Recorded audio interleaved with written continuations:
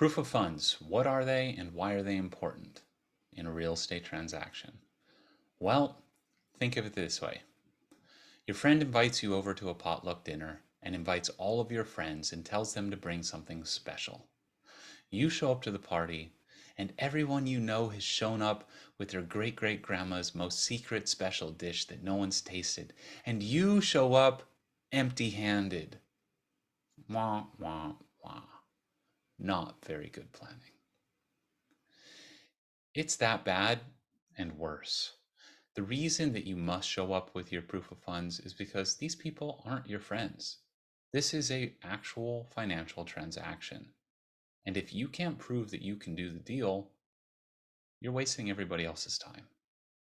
So let's turn the table around so that you can really see and understand how this works from the seller's perspective. You're a seller. You've gone through all the effort and cost and frustration of getting your home prepared for sale. 3 offers hit your table. All 3 have identical prices and terms, which is highly unlikely. The first offer has no financial evidence that the buyer can actually do the transaction. The second offer has partial information and a pre-qual letter. The third option has a gold star pre-approval letter and a complete financial package evidencing their capacity to do the transaction without a hitch. Which one do you pick?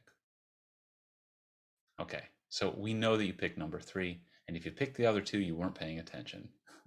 So, now that we know which one you'd pick, let's look at the 2 main types of transactions. We have an all-cash transaction and we have a straight lending transaction.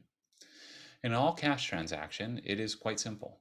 You need to be able to evidence that you have the cash in the bank, and it needs to be readily accessible.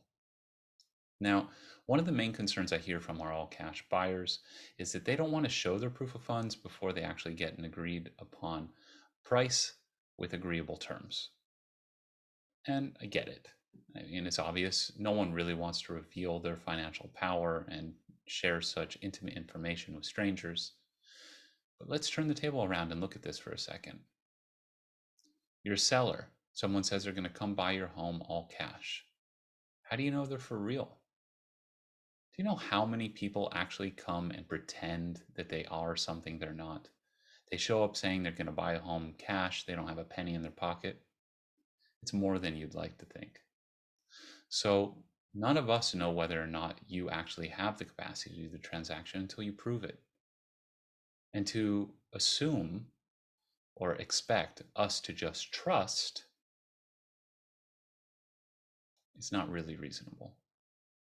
There's another scenario where many all-cash buyers have expressed concern to me, which is that if they actually show how much money they have in the bank before there's an agreed upon transaction, that they're revealing their hand, that that's going to somehow harm their ability to get the best price and terms possible.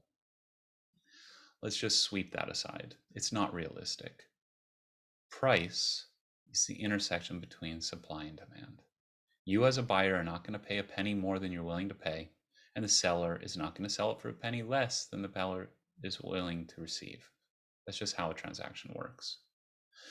You showing that you have more money than is needed to actually do a transaction only strengthens your position because it instills confidence in a seller because they know that you can do the transaction.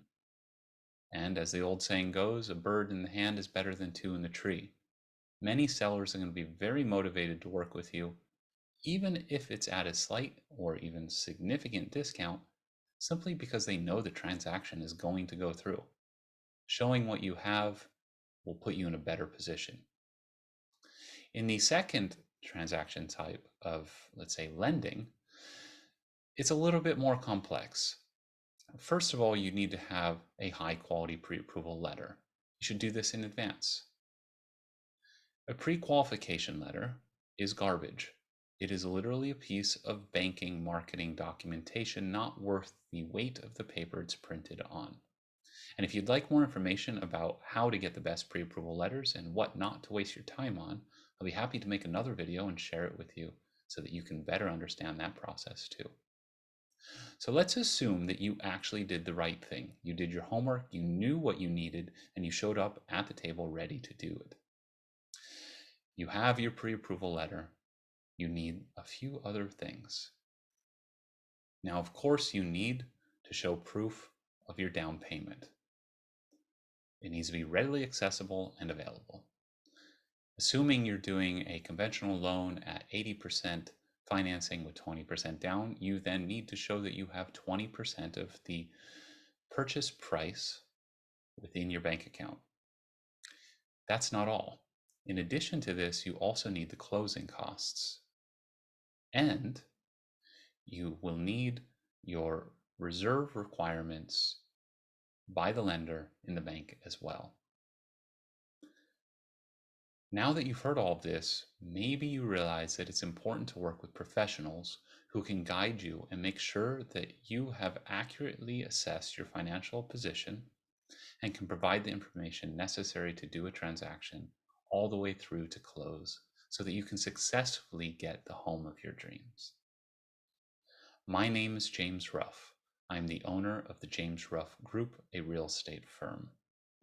And if you have any more questions that pertain to everything I just shared or beyond, please feel free to leave a note in the comments, send me a direct message, call, text, email, do whatever you have to do to get the information you need to be an informed buyer so that you can successfully transact and get the home of your dreams. I hope this helps you. Please like, share, subscribe, and give it to anyone else that you think it will help too. Have a great day.